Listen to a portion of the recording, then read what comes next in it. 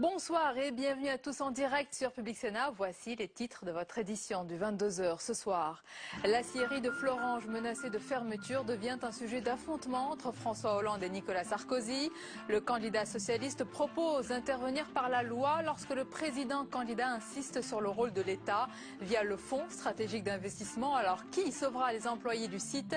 Élément de réponse ce soir avec notre chroniqueur Jean-Louis Gombaud. Et puis cette question, comment François Hollande compte-t-il contrer la stratégie du rouleau compresseur de Nicolas Sarkozy qui impose un thème par semaine, l'analyse de Guillaume Tabar des Échos.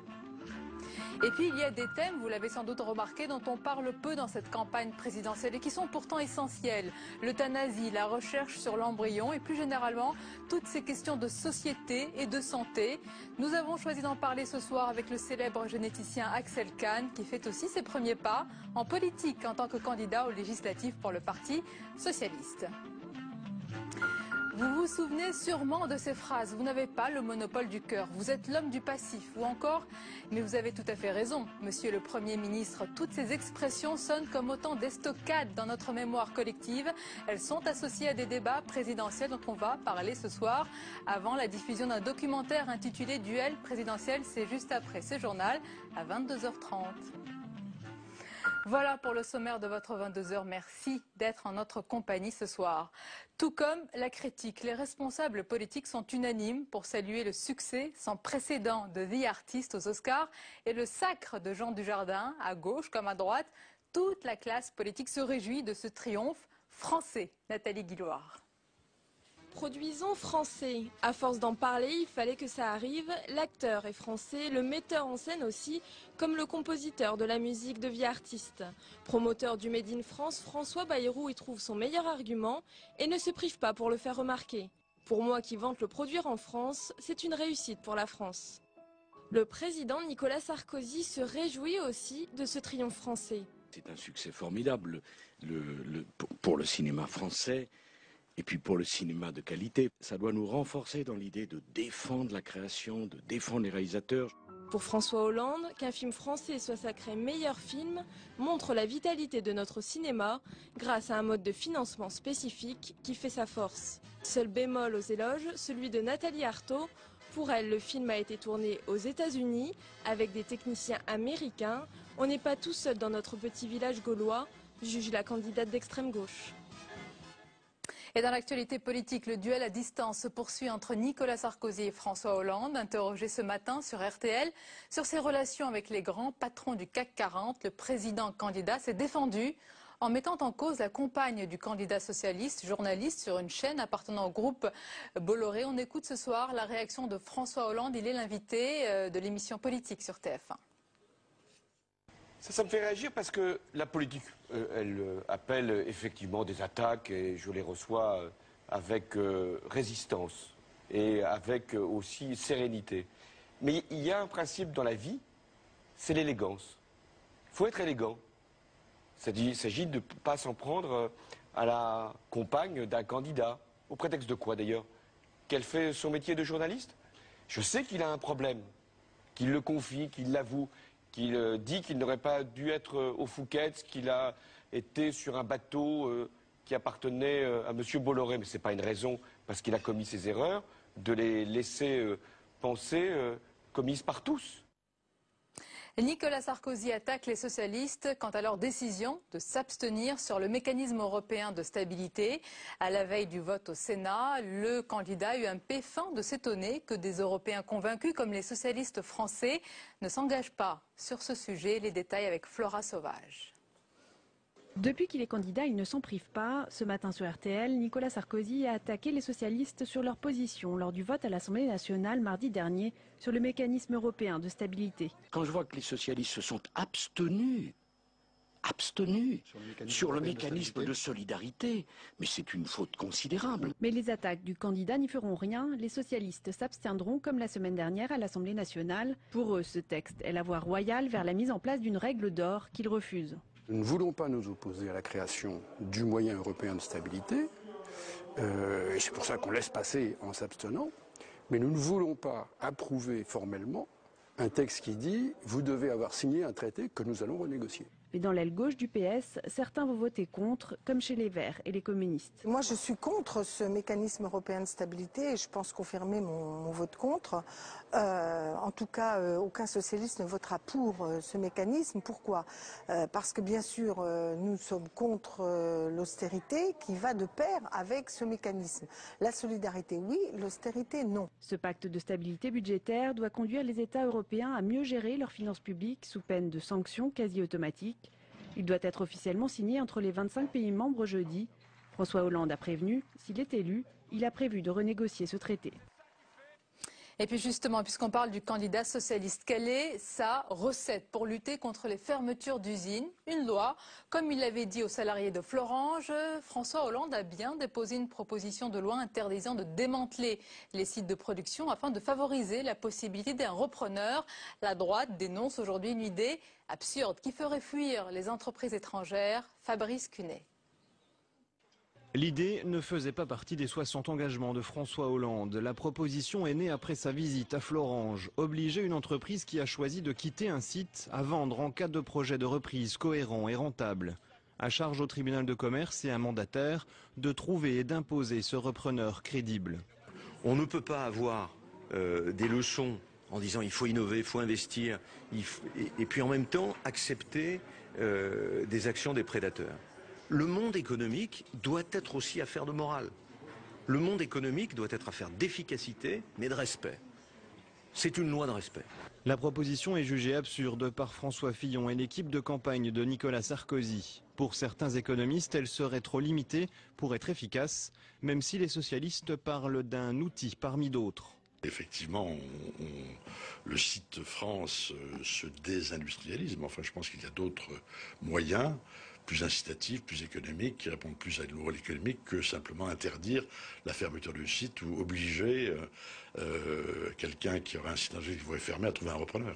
La proposition de loi et ses 2 articles visent à combler un vide juridique. Si l'Assemblée nationale devrait rejeter le texte, François Hollande s'est d'ores et déjà engagé à relancer cette proposition en cas de succès à la présidentielle et aux prochaines législatives. Et nos invités ce soir, je vous les présente avec plaisir. Dans un instant, interview à suivre avec le généticien Axel Kahn. Bonsoir. Bonsoir. Bienvenue à vous et candidat PS aux législatives. Notre chroniqueur Jean-Louis Gombault. Bonsoir Jean-Louis. Nous parlerons dans un instant de la bataille de Florange. Et Guillaume Tabar, bonsoir. Éditorialiste aux Échos. Guillaume, nous allons parler du duel à distance qui se poursuit entre Nicolas Sarkozy et François Hollande avec 2 stratégies différentes. Le candidat socialiste a mis sur la table toutes ces propositions, même s'il y en a encore qui apparaissent ce soir. Et Nicolas Sarkozy les égrène une à une. Est-ce que c'est lui qui impose le tempo, le rythme dans cette campagne? D'abord, cette différence de stratégie, elle vient d'abord d'une différence de calendrier. C'est une évidence de le rappeler, mais il faut quand même le dire.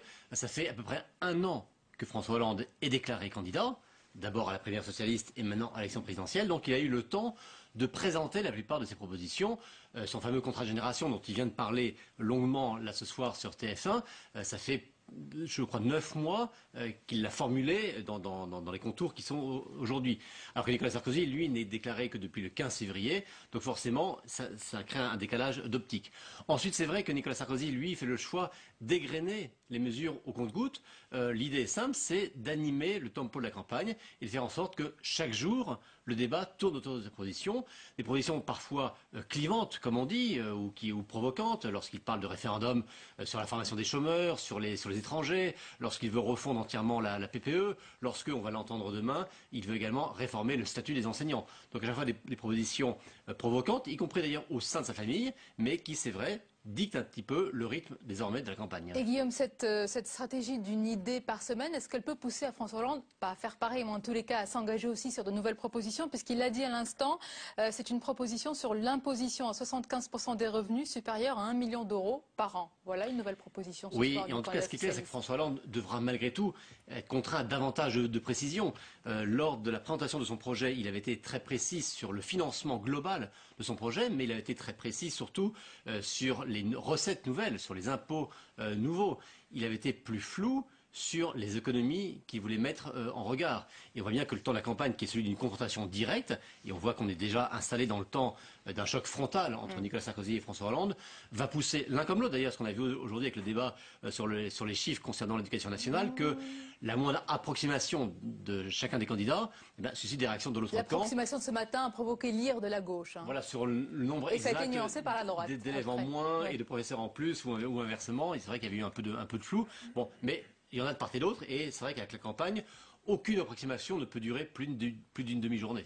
C'est clair. Merci beaucoup Guillaume Tabar. Jean-Louis, on va parler justement de la bataille qui s'engage sur le terrain de Florange avec pour chaque candidat, pour chaque favori, une proposition. D'abord celle de François Hollande. Alors il l'a formulé vendredi, il dépose le projet de loi aujourd'hui. Ça consiste tout simplement à dire qu'une entreprise qui ferme, eh bien, elle doit accepter les propositions de reprise d'un éventuel repreneur. Celle de Nicolas Sarkozy à présent? Alors celle de Nicolas Sarkozy est un petit peu tout à fait différente. Elle est, je dirais, d'ordre plus classique. Il arrive sur cette idée, je veux moderniser le site de Florange. Alors c'est une idée qui n'est pas nouvelle, contrairement à celle de François Hollande, parce qu'elle traîne déjà depuis 3 ou 4 mois. Et c'est une idée de la Commission européenne qui consiste à, je passe sur la question technique, disons, à empêcher le site de Florange de dégager trop de CO2. Donc on enterre le C2, c'est un projet de 300 millions d'euros et Sarkozy mettrait dedans 150 millions d'euros pris sur le grand emprunt. Le problème, c'est pas parce que vous modernisez une usine que vous la rendez plus compétitive. Or ça, c'est le véritable problème de Florange. Ça ne lui assure pas plus de débouchés. Ça assure au site de Florange d'être beaucoup plus propre, plus présentable, mais ça ne sauve pas. Alors cela dit, la proposition de M. Sarkozy s'appuie sur la conviction, ce que ne cesse de répéter le propriétaire de Florange, M. Mittal, qui dit non, je ne souhaite pas fermer, je ne veux pas fermer Florange, contrairement à ce que disent les syndicats. Donc il s'inscrit dans la prise de parole de M. Mittal, comme quoi le site se poursuivra. Alors, pour en venir quand même à la proposition de François Hollande, qu'il faudrait quand même un petit peu développer parce que je trouve qu'elle est intéressante. Lorsque Gandrange a fermé Gandran, il y avait 3 propositions qui avaient été formulées et Mittal avait refusé ces propositions. Quel est le problème? Le problème de ces sociétés, c'est qu'elles sont multinationales. En fait, ce n'est pas que Gandrange ou Florange ne soient pas rentables, c'est qu'elles sont l'une et l'autre moins rentables que les autres hauts fourneaux de Mittal. C'est-à-dire que la poursuite de l'activité par un repreneur éventuel poserait des problèmes aux autres investissements que Mittal a réalisés, mais pas seulement à l'étranger, à Dunkerque ou à Fos-sur-Mer, où il investit parce qu'on est proche de la mer et on peut mieux sortir l'acier qu'on ne le fait à Florange. Et ce que je dis là se retrouve pas seulement dans la sidérurgie, mais vous avez la même chose dans la pétrochimie. C'est le problème du raffinage, c'est pas qu'il n'est pas compétitif, c'est qu'il prend de la place alors qu'on commence à manquer d'air. Il y a trop de capacité de production pour que toutes les productions vivent. Et donc, on refuse les repreneurs. Mais là, tout comme la proposition de M. Sarkozy, la proposition Hollande n'est pas complète. Faudra-t-il donc que la société accepte n'importe quelle proposition de reprise du repreneur? Et s'il n'y a pas de repreneur, qu'est-ce qui va se passer? Il va se passer que les salariés vont dire à l'État, écoutez, il n'y a pas de repreneur, mais comme il doit accepter une proposition de reprise, soyez vous, l'État, le repreneur, et donc... On en revient à l'État, finalement. Exactement, on en reviendra indirectement à l'État. En un mot, Jean-Louis, justement, sur la proposition de François Hollande d'une imposition à 75% des revenus supérieurs à 1 million d'euros par an, donc déclaration faite, proposition sur TF1. C'est encore la volonté d'apparaître comme le candidat du peuple et de forcément taxer. Alors là, c'est plutôt à Guillaume qu'il faudrait poser la question, parce que, effectivement, c'est une mesure politique. Je n'ai pas eu le temps de chiffrer les recettes que cela représenterait, mais je crois qu'il y a une volonté de tordre un petit peu plus la barre à gauche. Oui, et c'est vrai surtout que le projet global de François Hollande se traduisait finalement par un côté assez classique et assez prudent, très social-démocrate. Bon, et François Hollande se rend compte qu'il y a aussi des électeurs sur son flanc gauche et que, en ce moment, dans tous les sondages, Jean-Luc Mélenchon est en train de grignoter, demi-point après demi-point, et avoir sur son flanc gauche un candidat qui pourrait dépasser la barre des 10%, ça pourrait commencer à devenir un peu dangereux pour lui, de nécessiter d'envoyer des signaux sur sa gauche, comme Nicolas Sarkozy en envoie sur sa droite. Notre invité politique, j'ai envie de dire Axel Kahn, donc je le reprécise, généticien et candidat aux législatives. D'abord, quel regard vous portez sur la campagne de François Hollande? Écoutez, je trouve qu'elle est certainement solide. L'homme n'est pas fragile, c'est une des caractéristiques importantes. Et quand on imagine la suite de la campagne, tous les scénarios restent ouverts. Il y en a un qui est improbable, c'est celui d'un effondrement, parce que on le sait, l'homme connaît bien ses dossiers, il n'est pas personnellement impressionnable. Et je pense que dans les face-à-face, par exemple, je ne sais pas du tout qui l'emportera, mais l'hypothèse selon laquelle l'un serait anéanti, François Hollande, est tout à fait improbable. Soit il n'est pas fragile, mais est-ce que vous le trouvez assez audacieux, courageux pour cette campagne, en ces temps difficiles de crise?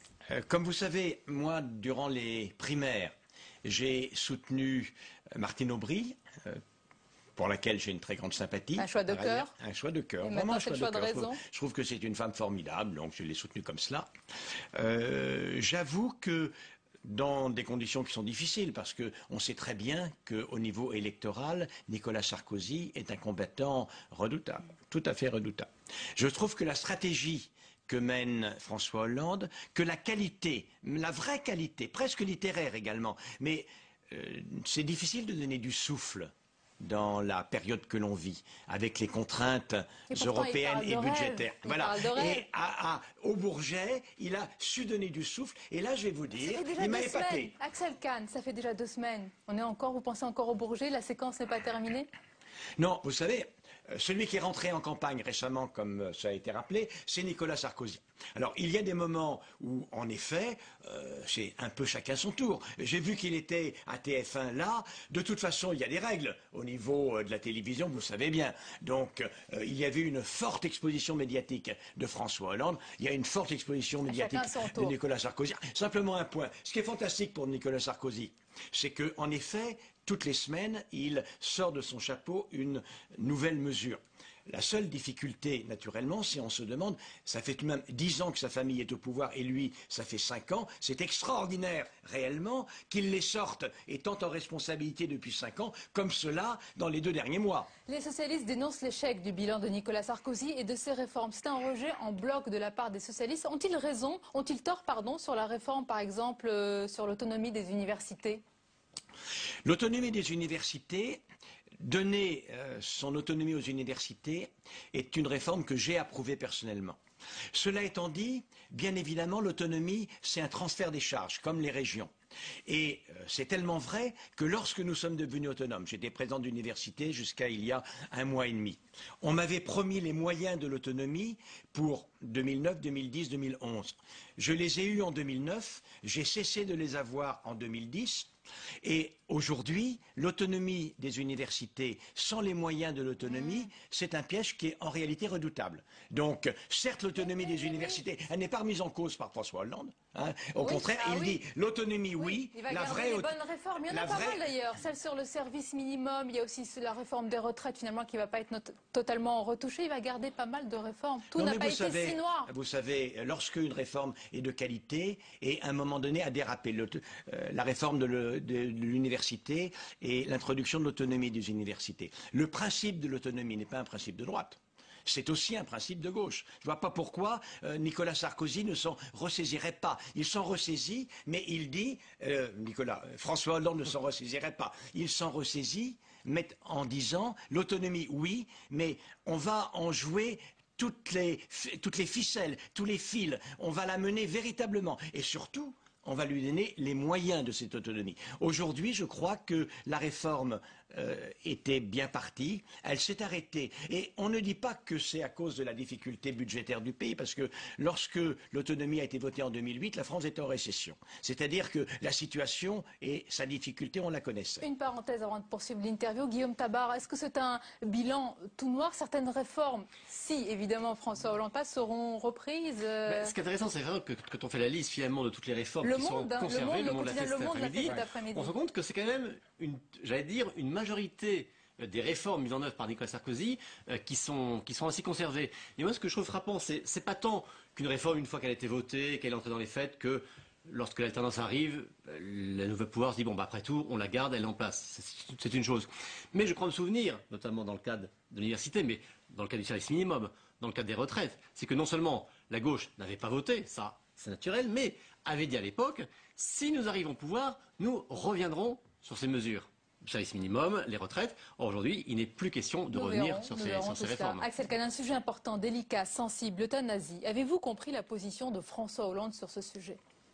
Quand vous lisez la phrase de François Hollande, il dit qu'il proposera aux députés de se saisir de la question, qui est tragique effectivement, de la fin de vie.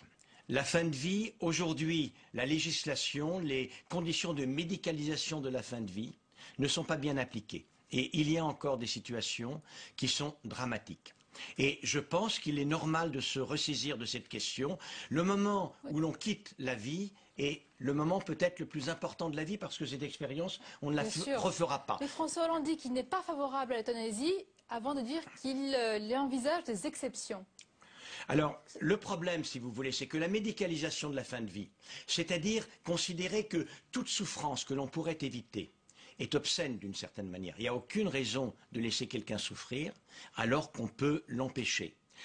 Lorsque atténuer la souffrance est beaucoup plus important que prolonger la vie, eh bien, on est dans la situation tout simplement de la médicalisation normale d'une fin de vie. Je n'ai aucun problème avec cela. Maintenant, si je suis élu député, et si nous discutons de cela, il y aura forcément, vous savez, c'est une expression démocratique, il y aura des personnes qui seront favorables à l'introduction d'une loi positive d'euthanasie. Personnellement, je considère qu'une telle loi n'est pas indispensable pour aider les personnes qui souffrent. On a tout ce qu'il faut aujourd'hui pour permettre aux personnes en fin de vie de ne pas souffrir. Donc la loi Leonetti, on n'y touche pas. Voilà. Elle est bien, elle est bonne, mais on l'applique. Vous êtes aussi candidat socialiste aux législatives à Paris, dans la 2e circonscription. C'est le 5e, 6e, 7e arrondissement de Paris. C'est une très belle circonscription, n'est-ce pas? Très belle et très belle, face à François Fillon. Plutôt à droite. Oui, mais autrement, ça serait pas drôle. Je ne suis pas, moi, un homme politique important qui part de la Sarthe pour aller dans une circonscription qui est supposé à droite. J'ai du panache. Vous visez François Fillon, vous le connaissez bien, c'est un adversaire que vous respectez, que vous... Oui, je le connais très bien. Je le connais depuis 1994. Il était ministre de la Recherche à l'époque.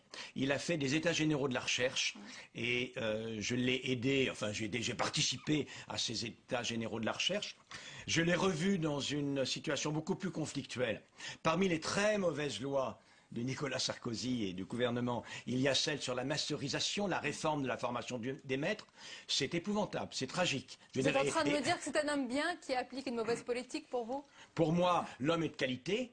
Mais depuis 5 ans, effectivement, je trouve qu'il a appliqué la politique globale de Nicolas Sarkozy que je n'approuve pas. Et par conséquent, l'homme est de qualité et je le reconnais. La politique, nous en discuterons et je la combats. Mais bien sûr, vous êtes un généticien reconnu, vous êtes un essayiste à succès, célèbre. Pourquoi vous plongez dans la politique? Parce que j'ai une autre dimension de mon activité, c'est que je suis un moraliste. Je m'intéresse énormément à ce que pourrait être... Pourquoi vous venez en politique alors? Oui, mais justement, à un moment donné, si vous voulez, ça ne suffit pas de dire ce qu'est l'action bonne et l'action mauvaise. Lorsqu'on vous propose éventuellement d'être dans l'action publique pour le mettre en œuvre, comment peut-on moralement refuser?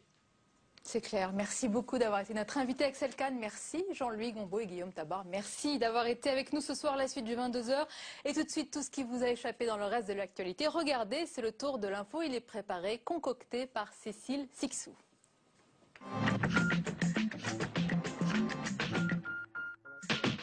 Les journalistes retenus en Syrie ne seront pas évacués ce soir. Les négociations pour les sortir du pays ont échoué. Ce matin, Nicolas Sarkozy a indiqué que l'amorce d'une solution s'esquissait pour évacuer les journalistes blessés, sans toutefois préciser les contours.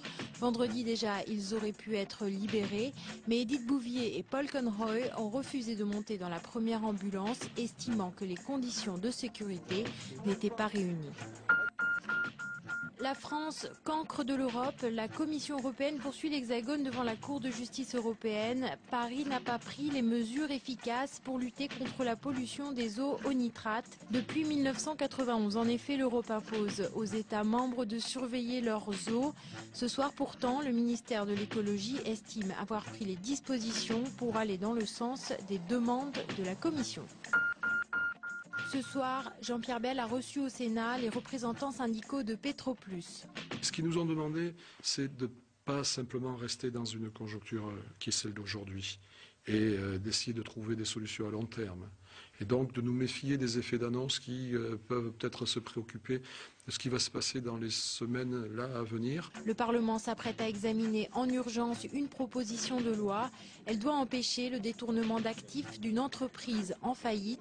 Les syndicats espèrent que cette proposition réponde aux obligations sociales d'une société. Début d'examen à l'Assemblée nationale demain.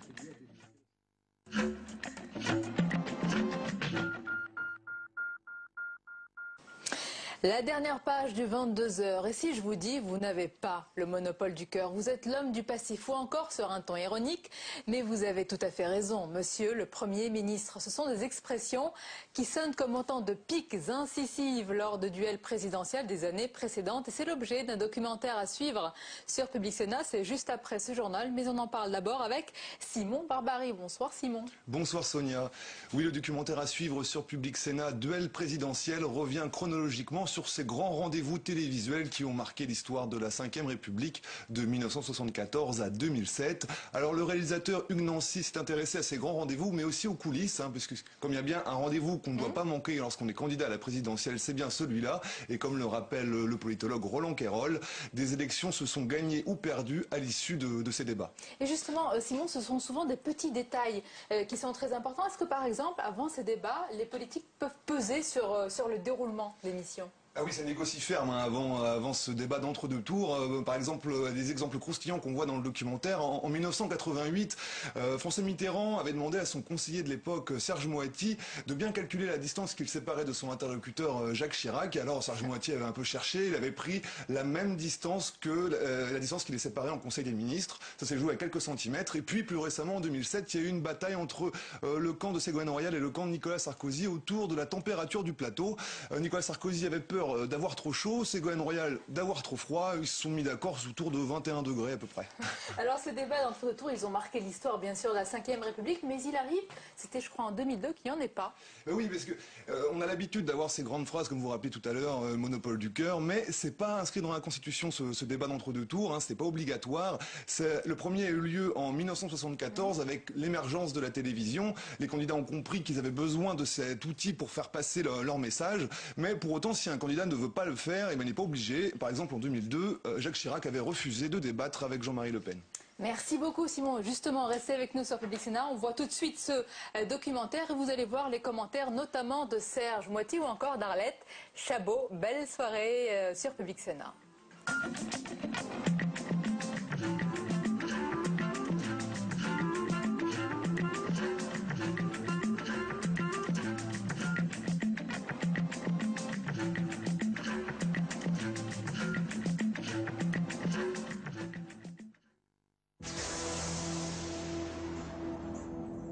Raconter les élections présidentielles, c'est toujours revenir sur des images de télévision. Celles qui ont le plus marqué notre mémoire collective. Et ce dont on se souvient le plus souvent, c'est une image, un moment du fameux débat d'entre les deux tours, cette ultime passe d'armes entre les candidats. Un duel qui, le temps d'une soirée, transforme la télévision en arène antique, devant laquelle tout un pays trépigne en attendant que le combat commence. Voici la petite histoire de ces inoubliables duels cathodiques.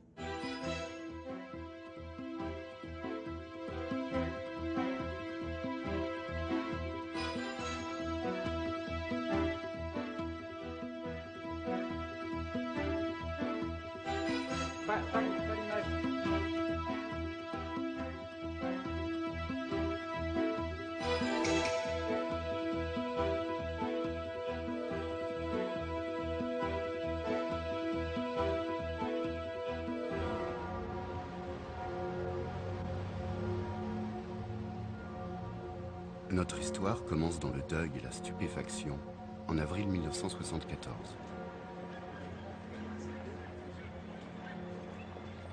Il est 18h15 à l'église de la Madeleine. Le curé de la paroisse, qui couvre le palais de l'Élysée, a décidé de célébrer spontanément une messe à la mémoire du président Pompidou. Tout le monde savait, tout le monde voyait que Georges Pompidou était malade. Personne ne pensait qu'il était menacé de mort à court terme. C'était une surprise, d'ailleurs, je crois, y compris pour sa propre famille. Donc tout le monde a été pris de court. De ce fait, ça a été la campagne présidentielle la plus courte de l'histoire qu'on n'a jamais connue. Ça a été une campagne impromptue et raccourcie. En fait, elle a tenu en réalité à la durée légale de la campagne. Donc ça a été un climat très particulier et qui a été dramatisé et je dirais avec un petit caractère de gravité à cause des circonstances qui certainement a pesé.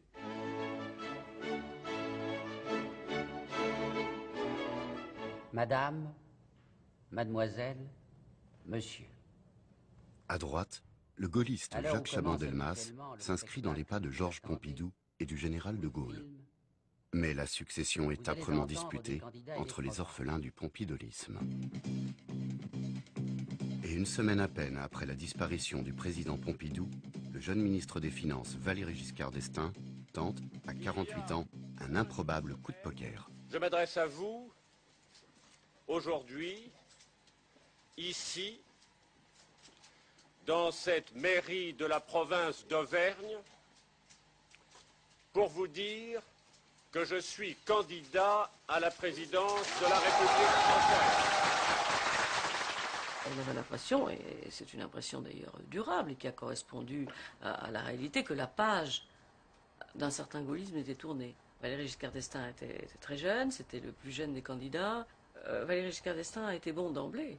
Il sait que passer à la télé, c'est pas seulement défendre des arguments, mais c'est aussi avoir une posture de séduction. La France, pour moi, qu'est-ce que c'est? C'est l'ensemble de toutes celles et de tous ceux qui habitent, qui grandissent, qui travaillent, qui vieillissent sur notre sol. Et donc, pour moi, la France, c'est chacune et chacun d'entre vous. Et c'est pourquoi je vous regarde ce soir, et c'est pourquoi aussi vous me regardez. Le gaullisme est un bloc. Comme tout bilan, il présente un passif, il présente un actif, mais c'est un héritage qui n'a pas d'héritier. François Mitterrand est, comme en 1965, le candidat unique de la gauche. Son nouveau parti socialiste vient de signer un programme commun avec les communistes. Je ne démontre pas beaucoup la représentation. Voilà. Tout ça est un peu artificiel. Si vous voulez maintenant, je vais essayer de recevoir l'intérieur. 5, 4, 3, 2, 1, résultat. Ici la Sofresse. François Mitterrand, 44%. Valéry Giscard d'Estaing, 33%. Jacques Chaban-Delmas, 13,60%. À l'issue du premier tour, François Mitterrand, devenu le favori pour accéder à l'Élysée, affrontera finalement l'outsider Valéry Giscard d'Estaing, qui a remporté la primaire à droite. C'est à l'occasion de cette campagne bousculée et indécise que deux journalistes vont inventer le face-à-face télévisé d'entre les deux tours, transformant définitivement la télévision en petit théâtre officiel des joutes politiques. En fait, c'est Michel Bassy et moi qui regardions ce qui se passait dans les télévisions étrangères, en particulier aux États-Unis, où l'élection présidentielle, même si elle est différente dans sa technique de l'élection française,